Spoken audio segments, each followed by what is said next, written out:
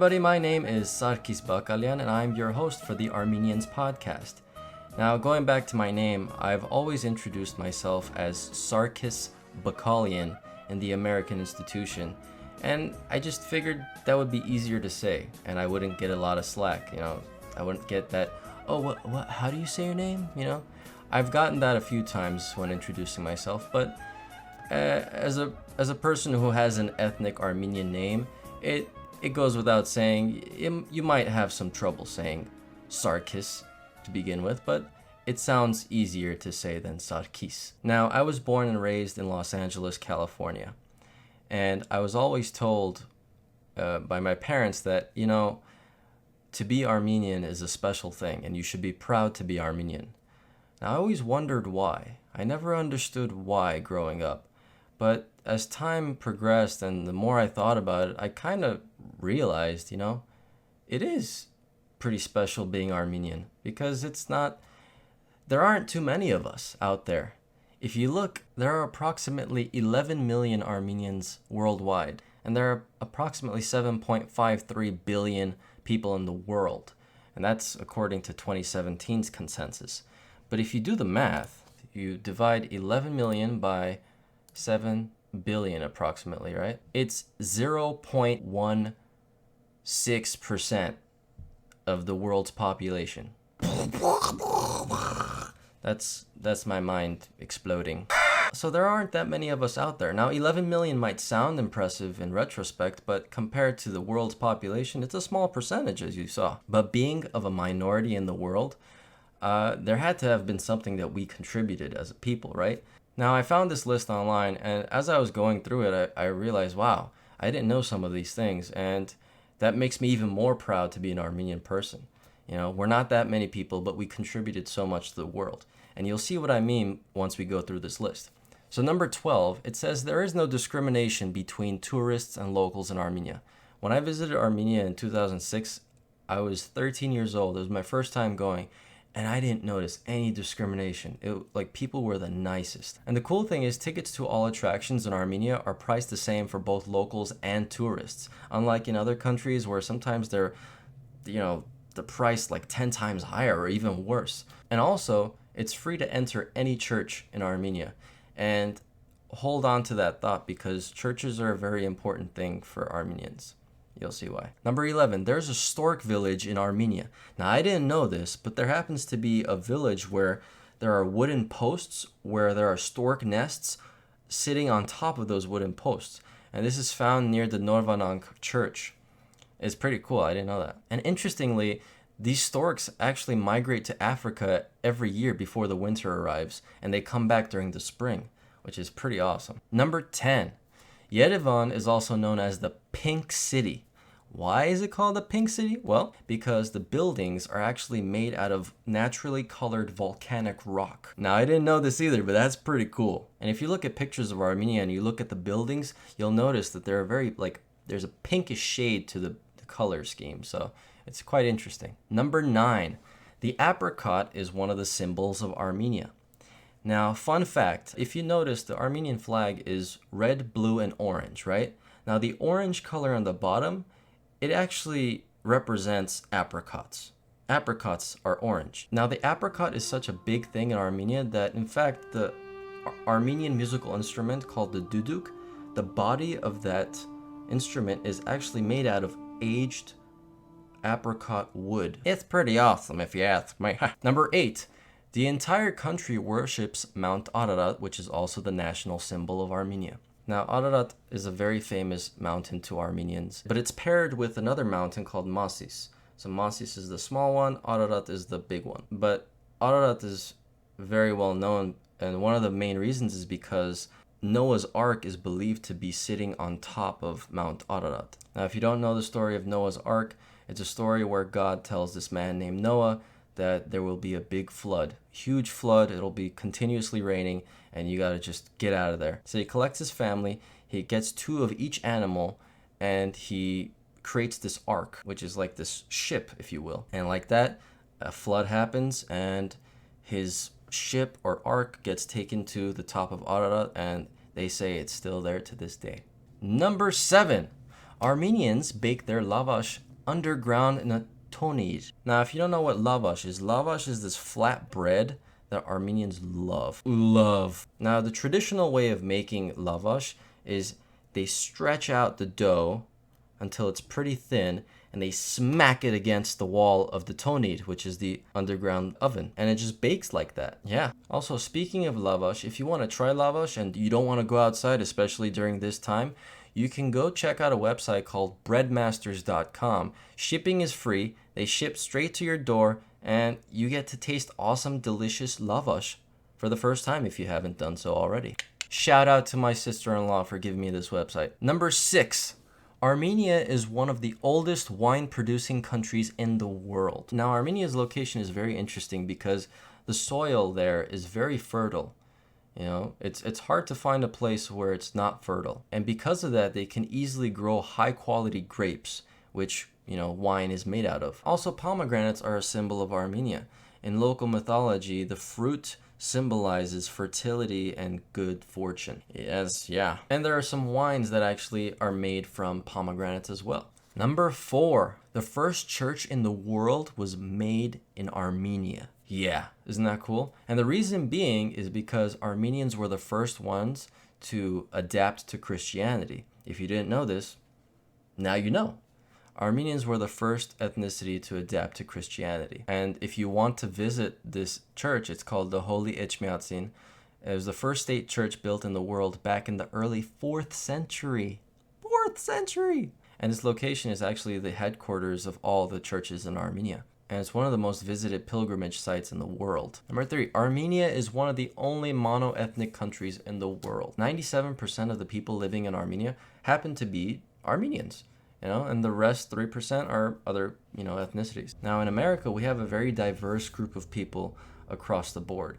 In Armenia, it's not necessarily like that. Because Armenia is a small country and not many people know about it, it makes sense why, you know, 97%, the majority of the country is only Armenian. So Armenia is located to the east of Turkey, to the west of Azerbaijan, to the south of Georgia, and to the north of Iran.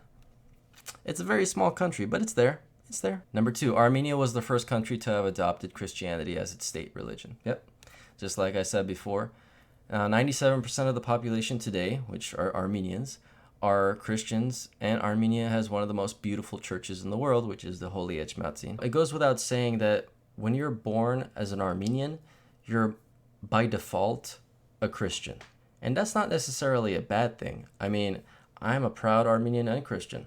And look how I turned out. And the first thing on this list is chess is a compulsory subject in schools. Now, what does that mean?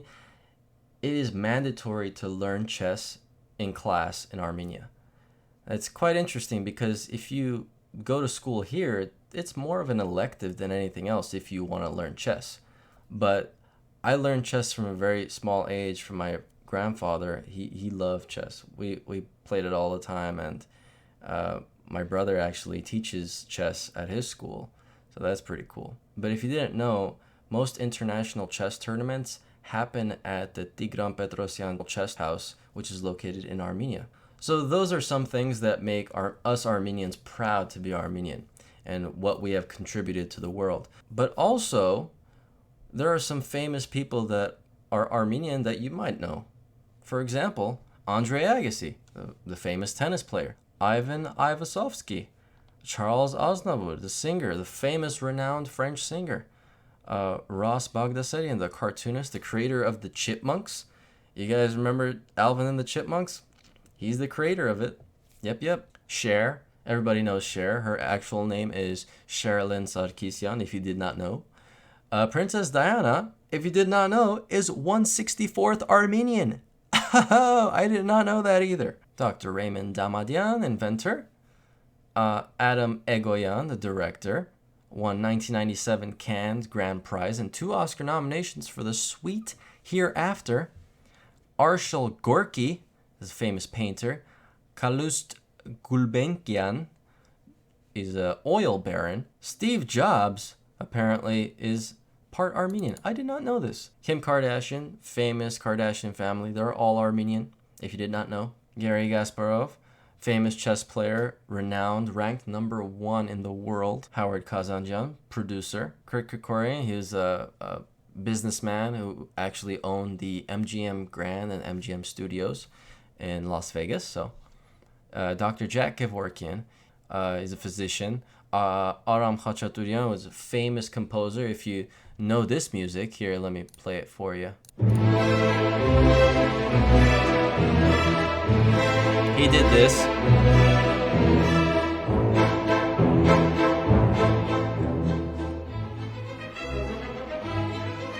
Yep. He did that. He also did this one. He did this also.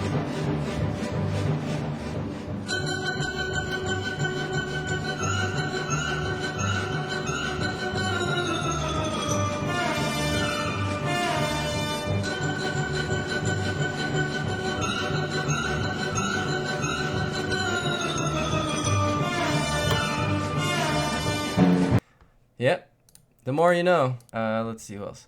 Andy Serkis happens to be part Armenian, if you did not know that. System of a Down, famous rock band. They're all Armenians, including the singer, vocalist. His name is Serj Tankian. Now, time for some good news in the world. I know it's a tough time out there with everybody locked indoors and can't come out because we have to stay home and try to be careful of this crazy pandemic going around.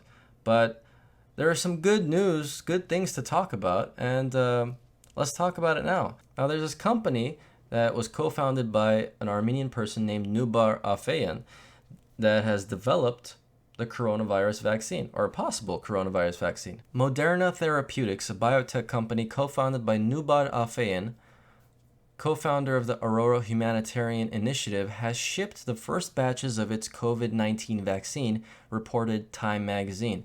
The vaccine was created just 42 days after the genetic sequence of the COVID-19 virus, called SARS-CoV-2, was released by Chinese researchers in mid-January. The first vials were sent to the National Institute of Allergy and Infectious Diseases, part of the National Institutes of Health in Bethesda, MD, which will ready the vaccine for human testing as early as April this month. So Moderna's vaccine against COVID-19 was developed in record time because it's based on a relatively new genetic method that does not require growing huge amounts of virus.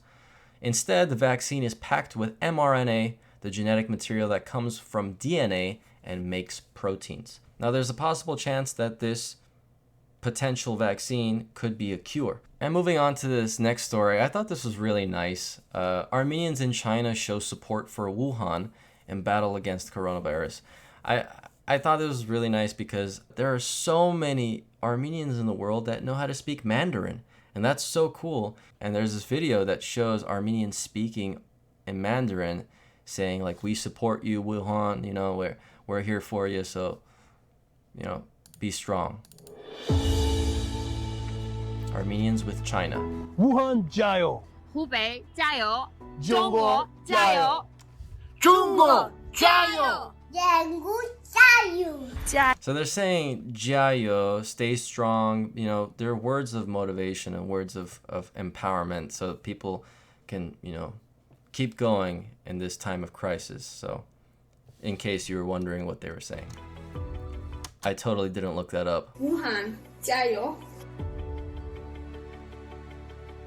亲爱的中国朋友们， Dear Chinese friends, we hope you 希 know 望你们知道，在困难的时期， that in these difficult times, 亚美尼亚共同体 our Armenian community 和世界各 and Armenians around the world 地的亚美尼亚人将永远 will always be 与 with 你 you, 们同在，给你们支持 support 和 you 帮助 and。help you. 中国加油！中国亚美尼亚，我们在一起。 And Armenians 加油 with 武 you. 汉，加油中国！加油中国！中国加油！加油中国！加油武汉！中国加油！中国加油！中国，我们永远是好朋友。 China, we are friends with you forever. I love hearing stories like that. That's really nice. Moving on to the next story. Now, the Armenian Prime Minister continues phone conversations with citizens. Now, the Prime Minister of Armenia, if you don't know him, he's a really cool dude. His name is Nikol Pashinyan. He's there was a revolution a couple years ago regarding Armenia and the government being, not cool and stuff. So this guy rose up and he actually got elected to be prime minister in Armenia, which is awesome. And now he's actually calling citizens from his own home to see how people are doing during this crisis.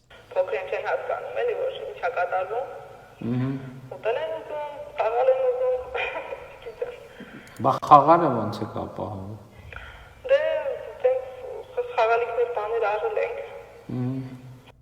Yeah, so he's talking to a random citizen. He just started dialing numbers from what I understand. This woman he's talking to, he's asking like, hey, what, how's everything in your household? Is everything okay?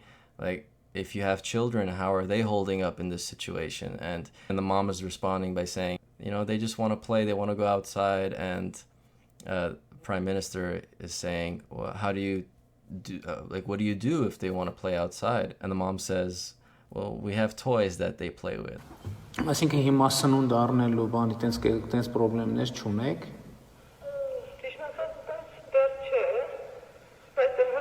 Իսկ ինչքան կդիմանաք։ Իսկ ինչքան կդիմանաք։ Ասում եմ, իսկ ինչքան կդիմանաք։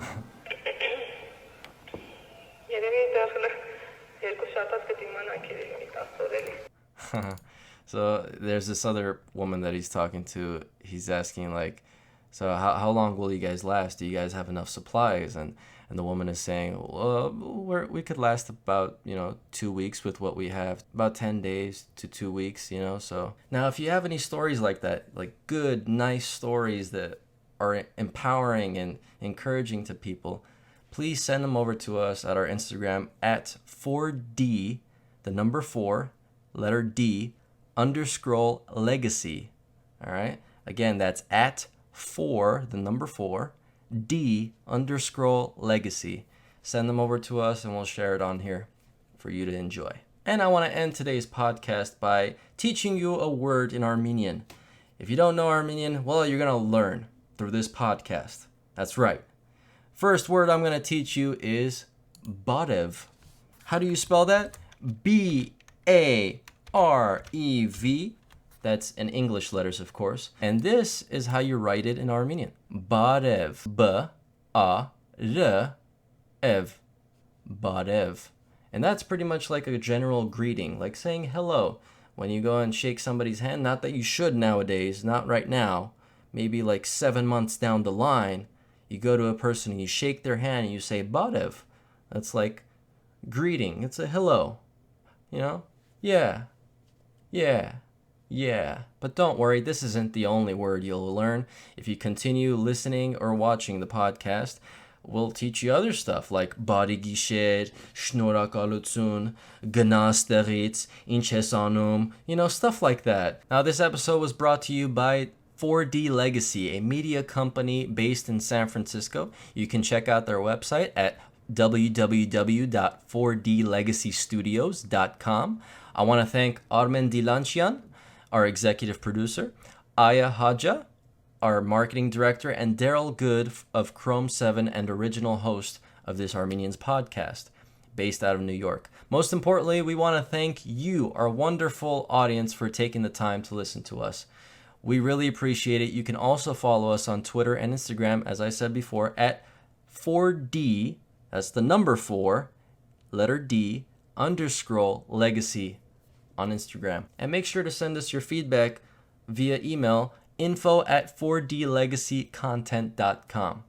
Subscribe to the Armenians podcast wherever you listen to your favorite podcasts. This has been the Armenians podcast. I'm your host, Sarkis Bakalyan, and I'll see you next time.